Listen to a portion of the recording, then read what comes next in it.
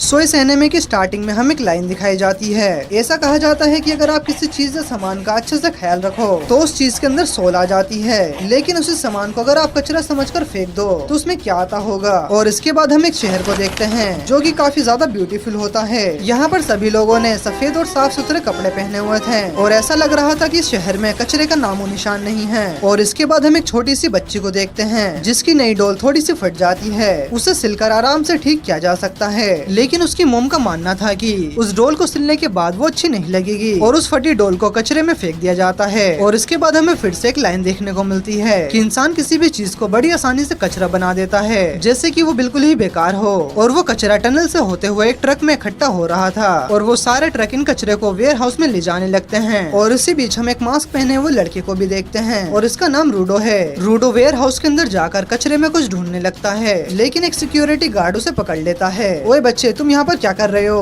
वो गार्ड समझ जाता है कि ये वही कचरा चोर है जो उनके ब्यूटीफुल सिटी को गंदा करने में लगा हुआ है। वो गार्ड सिक्योरिटी अलार्म बजा देता है और तभी वहाँ पर दो और गार्ड्स आ जाते हैं और वो रूडो को सरेंडर करने के लिए बोलता है, पर रूडो उसके ऊपर कचरा फेंक कर वहाँ से भागने लगता है और कई सारे गार्ड्स आकर उसके ऊपर फायर करने लगते हैं। लेकिन रूडो बड़े ही तेजी से उन सभी गोलियों को डॉज कर रहा था और इसी बीच और भी गार्ड्स आकर उसके ऊपर फायरिंग करने लगते हैं और तभी एक गोली रूडो के हाथ को छूकर निकल जाती है, जिससे वो थोड़ा बहुत इंजर्ड हो जाता है, लेकिन फिर भी वो दीवार को कूदकर बच जाता है। इसके बाद रूडो टनल के रास्ते बाहर आता है। अबे सालो, मैं कचरा ही तो चुरा रहा था। और हम देखते हैं कि रूडो के पास वही फटी हुई डोल होती है। और इसके बाद हम दो लड़कियों को देखते हैं और वो उसी कचरा चोर के बारे में बात कर रहे थे और उन्हें लगता है कि ऐसा घटिया काम सिर्फ ट्राइब्स के लोग ही कर सकते हैं। लेकिन तभी दूसरी लड़की उसे चुप करा देती है क्योंकि उसके बगल में ही एक ट्राइब का बंदा खड़ा था और वो उनकी बातों को नोट कर रहा होता है। देखो ये कितना गंदा है, आखिर हम इन्हें यहाँ पर आने की परमिशन देते ही क्यों हैं? इसके बाद वो एक दरवाजे के थ्रू यहाँ से चला जाता है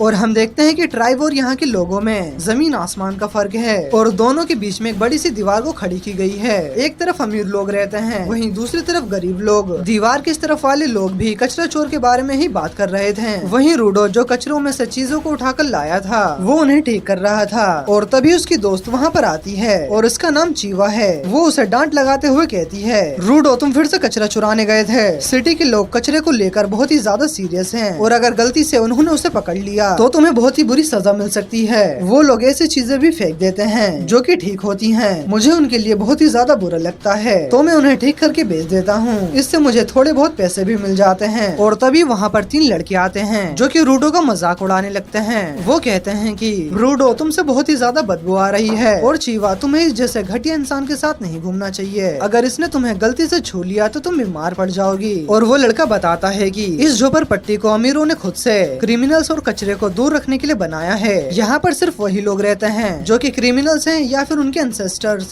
यानी कि इनके एंसेस्टर्स की सजा इन्हें मिल रही है। हम लोग अपनी इमेज को सुधारने के लिए बहुत ही ज्यादा मेहनत करते हैं, लेकिन रूडो के बाप ने सब कुछ बर्बाद कर दिया क्योंकि रूडो के पिता ने कई सारे लोगों को जान से मार दिया था। ये सुनकर रूडो उस लड़के को घूर कर देखने लगता है और इससे वो लड़का डर जाता है और वो जाते जाते कहता है कि जैसा बाप वैसा बेटा। उनके जाने के बाद चीवा उसे दिलासा देते हुए कहती है कि तुम बहुत ही अच्छे इंसान हो, तुम्हें उन लोगों की बातों पर ध्यान नहीं देना चाहिए। वहीं चीवा की बातों को सुनकर रूडो शर्माने लगता है। तभी चीवा की नजर उसी डोल पर पड़ती है जिसे रूडो ने अब ठीक कर दिया था और रूडो ने दरअसल इस डोल को चीवा के लिए लाया था, पर इससे पहले कि वो उसे चीवा को दे पाता तभी उसकी मोम वहाँ पर आ जाती है और चीवा अपनी मोम के साथ चली जाती है। इसके बाद रूडो अपने घर में आ जाता है जहाँ रेक्टो पहले से ही उसका इंतजार कर रहा था। तुम ये डोल उसी लड़के के लिए लाए थे ना? हाँ देखा था मैंने, तुम कैसे शर्म के मारे लाल हो रहे थे। देखो अगर वो तुम्हें पसंद है तो साफ साफ बोल क्यों नहीं देते? पर उससे पहले ये बताओ कि तुम रात को क्या कर रहे थे? मैंने तुम्हें पहले भी मना किया है, तुम्हें ये सब करने की कोई भी जरूरत नहीं है। कमाने का काम तुम मुझ पर छोड़ दो। असल में रूडो के फादर के जाने के बाद रेक्टो ने ही उसे पाल पोस कर बड़ा किया है, इसलिए रूडो रेक्टो की बहुत ही ज्यादा इज्जत करता है और रेक्टो रूडो से मजे लेने लगता है। रूडो तुम अपने प्यार का इजहार क्यों नहीं कर देते, वरना उसे कोई और भगा के ले जाएगा। और ये सुनकर रूडो चिढ़ जाता है और वो उसके ऊपर चिल्लाने लगता है, लेकिन तभी रेक्टो की नजर उसके हाथ पर जाती है जो कि उस गोली की वजह से इंजर्ड हो गया था और रेक्टो उसे अपने कपड़े उतारने के लिए कहता है और रेक्टो तभी उसकी मरहम पट्टी कर देता है। सुनो रूडो, तुम चोरी करना बंद कर दो क्योंकि इसमें तुम्हारी जान भी जा सकती है। वहीं हम उसके हाथ को देखते हैं जो कि बिल्कुल काले पड़ गए थे और रूडो कहता है कि इसका रीजन उसका डेड है। रेक्टो बताता है कि यहाँ पर छोटे से क्राइम के लिए भी मौत की सजा दी जाती है और उन्हें मारने के लिए पिट में फेंक दिया जाता है और रूडो के फादर के साथ भी ऐसा ही हुआ था। रूडो कहता कहता है कि जब से मुझे याद है बचपन से ही मेरे दोनों हाथ ऐसे ही हैं। इसकी वजह से सभी लोग उसे बड़ी ही अजीब तरह से देखा करते थे और मेरे हाथों में कभी कभी बहुत ही ज्यादा दर्द भी होता है। इसके बाद ही रेक्टो ने मुझे ये ग्लव्स दिए थे, जिसके बाद से मेरा दर्द बहुत ही ज्यादा कम हो गया। मैं रेक्टो का एहसान जिंदगी में कभी नहीं चुका पाऊंगा। और रेक्टो रूडो से फिर से मजे लेता है। रूडो, तुम चीवा को जल्दी से प्रपोज कर दो वरना उसे कोई और भगा के ले जाएगा। और जब ये दोनों आपस में बहस कर रहे होते हैं, एक मिस्टीरियस आदमी उनके घर के बाहर खड़ा था। अगली सुबह रेक्टो उससे कहता है कि उसे चीवा से बात करते हुए टाइम पर स्माइल करना चाहिए, क्योंकि उसका चेहरा किसी डेविल से कम नहीं लगता। और इसके बाद रूडो चीवा को ढूंढने लगता है ताकि वो उस डोल को चीवा को दे सके। और तभी उसकी नजर पिट पर जाती है, जो कि एक बड़ा सा गड्ढा है जिसके अंदर वो लोग अपने शहर का कचरा डालते हैं। और आज भी वहाँ पर एक क्रिमिनल को मौत की सजा सुनाई जा रही है। वो पिट कितनी गहरी है ये बात कोई भी नहीं जानता, उन्हें बस अंदर देखने पर अंधेरा ही दिखाई देता है। तभी वहाँ पर चीवा आ जाती है, जिसे देखकर रूडो नर्वस हो जाता है। चीवा बताती है कि हमारे घरों को जानबूझकर पिट के पास बनाया गया है ताकि हमें हर पल याद रहे, अगर हमने कुछ भी गलती की तो हमें इसके अंदर फेंक दिया जाएगा। तुम्हें कचरा चुराना बंद कर देना चाहिए, अगर तुम पकड़े गए तो तुम्हारे साथ भी यही होगा। तुम्हें रेक्टो की बात माननी चाहिए, वो भी तुमसे प्यार करते हैं। एक सेकेंड, इसका मतलब तुम भी? ये सुनकर चीवा शर्माने लगती है और रूडो भी पूरी तरह से नर्वस हो रहा था, पर किसी तरह वो खुद को संभाल कर वो डोल चीवा को दे देता है। और चीवा भी कहती है कि वो इसका अच्छे से ध्यान रखेगी। ये सब देखकर खुशी के मारे रूडो वहाँ से भागने लगता है। वो ये सारी चीजें जल्दी से रेक्टो को बताना चाहता था, लेकिन रूडो रास्ते में कुछ ऑफिसर से टकरा जाता है। वो उठकर खड़ा होता है और वो जल्दी से जाकर अपने घर के दरवाजे को खोलता है, लेकिन अंदर का नजारा देखकर वो शॉक हो जाता है। उसी मिस्टीरियस बंदे ने रेक्टो के पेट में तलवार को घुसा दी थी। रूडो गुस्से में उसके ऊपर अटैक करने जाता है,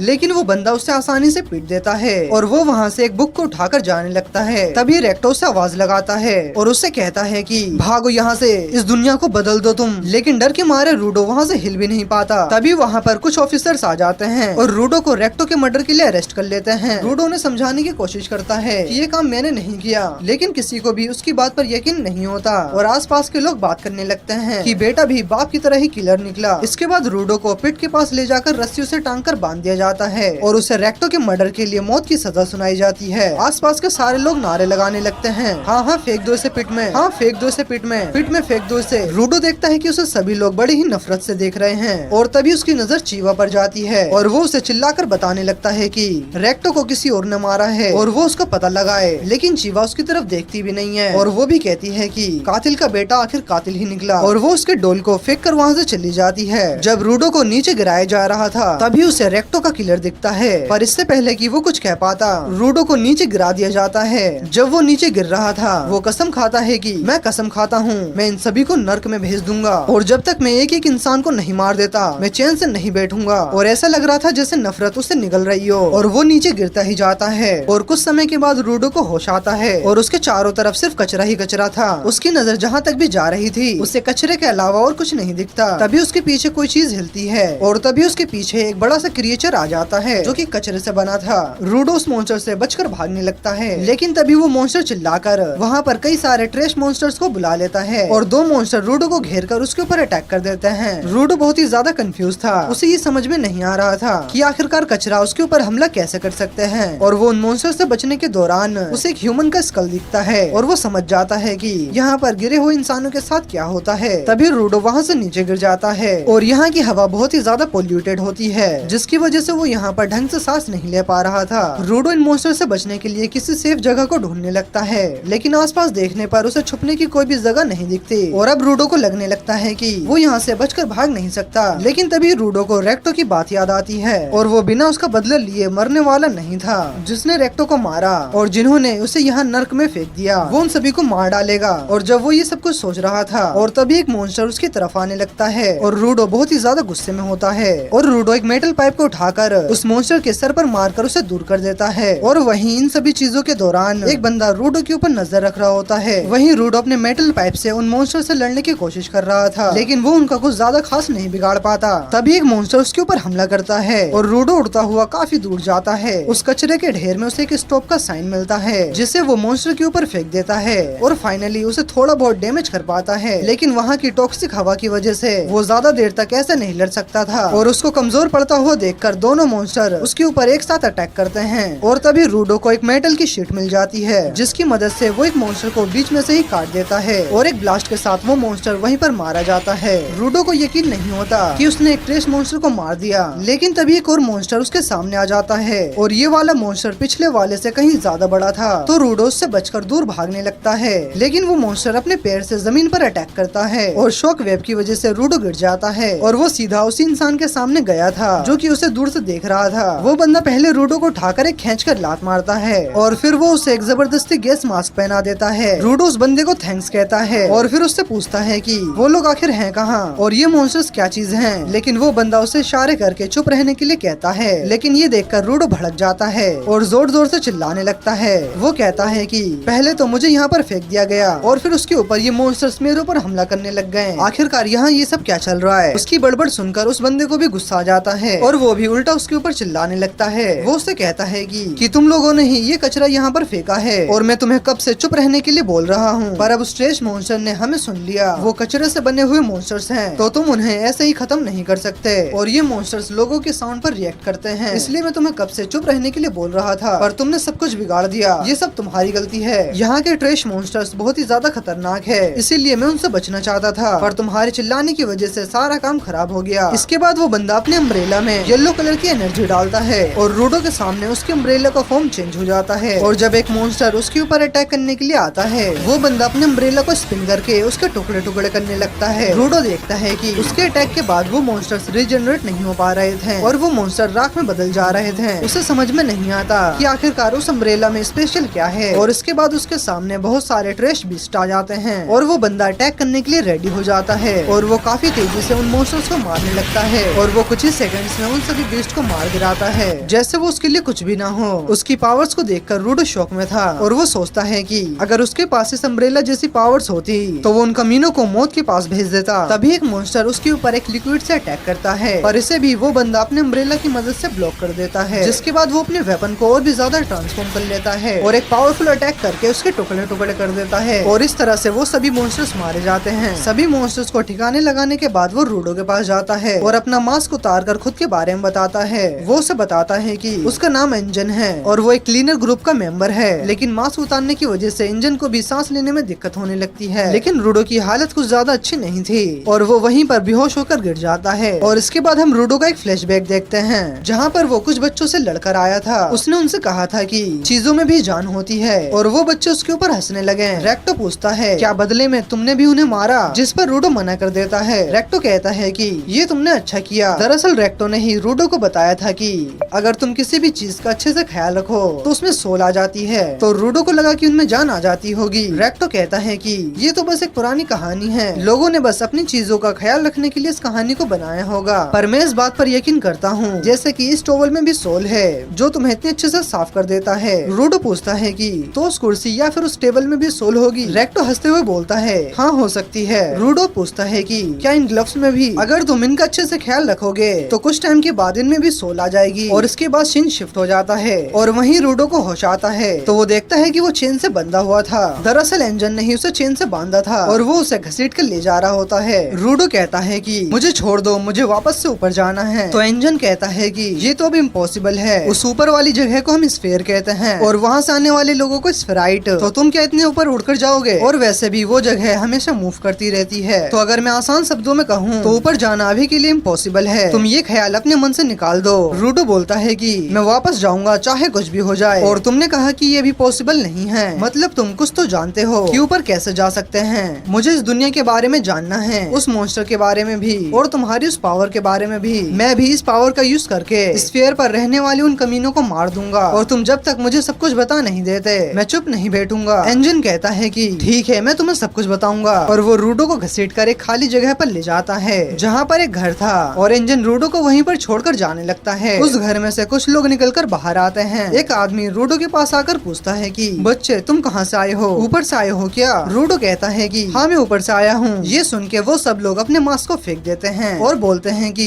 क्या तुम सच में ऊपर से आए हो? मैंने आज तक ऊपर से आए किसी भी इंसान को जिंदा नहीं देखा। अरे लेकिन ये तो हमारी भाषा बोलता है, क्या ये सच में ऊपर से आया होगा? ये जरूर सच कह रहा है, हमने आज तक सिर्फ डेड बॉडीज ही देखी हैं। अरे जरा देखो तो कैसे बांधकर फेंक रखा है बेचारे को। बेचारे बच्चे को दर्द हो रहा होगा और वो लोग उसकी चेन को खोलने लगते हैं। रूडो सोचता है कि ये लोग तो उस खड़ूस इंजन से अच्छे हैं और अगले ही पल वो लोग रूडो को ट्रक में चेन से बांध देते हैं। अब ठीक है, अब ये सोने सोने का अंडा कहीं नहीं भाग सकता। असल में ऊपर से आए लोगों की बॉडीज को पिट में रहने वाले लोग काफी अच्छी कीमत में बेच देते हैं और कुछ लोग तो इनके कपड़ों के लिए भी काफी अच्छे पैसे दे देते हैं। और जबकि रूडो तो जिंदा है और ये इनके लिए सोने के अंडे से कम नहीं है। उनका बॉस रूडो से कहता है कि क्या तुम्हें पता है कि तुम जैसे इस फ्लैट को कोई क्यों ही खरीदना चाहेगा, क्योंकि हम लोग तुमसे नफरत करते हैं। तुम लोग अपना सारा कचरा यहाँ नीचे फेंक देते हो जिससे यहाँ की हवा टॉक्सिक हो गई है, बल्कि इनकी वजह से मॉन्स्टर से भी बनने लगे हैं। टॉक्सिक हवा की वजह से लोगों को अपने घर छोड़ने पड़े, इसलिए हम ऊपर वालों से बहुत ही ज्यादा नफरत करते हैं। और अब तुम्हें टॉर्चर किया जाएगा और तुम्हें सभी लोगों के सामने पीटा जाएगा। जो मुझे सबसे ज्यादा पैसे देगा तुम उसी के पास जाओगे।